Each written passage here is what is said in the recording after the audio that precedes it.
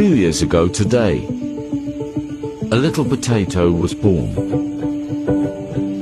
He seemed so teeny tiny, but we had no idea how giant his impact on our family would be. He's definitely chaotic. He's so silly. And sometimes, he can be annoying. But he's our Tato. He's kind. He's so clever.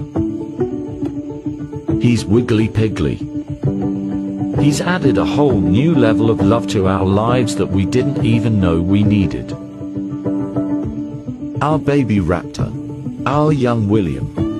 Our Tato Potato. Happy second birthday, baby brother.